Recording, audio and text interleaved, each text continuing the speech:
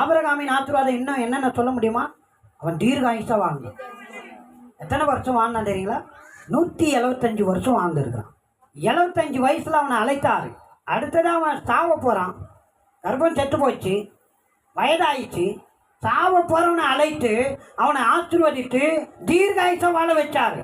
ஒருவேளை மரணத்தின் விளிம்பில் இருந்தா கூட நான் சொல்றேன், நீங்க தீர்காயுசா வாழ்வீங்க. கர்த்தருடைய வசனம் சொல்கிறது, நீங்க தீர்காயுசா வாழ்வீங்க. சொல்லமா, நான் மரணத்தின் விளிம்பில் இருந்தாலும் நான் தீர்காயுசா வாழ முடியும்.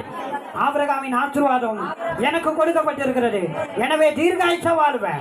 எந்த நோயோ, எந்த பேயோ, எந்த வியாதியோ என்னை எடுக்க முடியாது. கர்த்தருடைய ஆசீர்வாதம், ஆபிரகாமின் ஆசீர்வாதம், அந்த தீர்காயுசா வாழக்கூடிய ஆசீர்வாதம் எனக்கு கொடுக்கப்பட்டிருக்கிறது. ஆபிரகாம் தீர்காயுசா வாழ்ந்தார். 75 வயசுல ஆண்டவர் அழைத்தாரு. அதுக்கு பிறகு 100 வருஷம் கூட்டி கொடுத்தாரு. நான் சொல்றேன், 100 வருஷம் தீர்காயுசா கர்த்தர் உங்களை வாழ வைப்பாரு. நோயை பார்த்தா எதிர்த்து நில்லுங்க, துரத்தி அடிங்க. நோயே, உனக்கு என்ன எங்க வேலை? உனக்கு என்ன எங்க வீட்டுல வேலை? சாபமே, உனக்கு என்ன எங்க வீட்டுல வேலை? நான் கர்த்தருடைய பிள்ளை. நான் மீட்கப்பட்டு இருக்கிறேன்.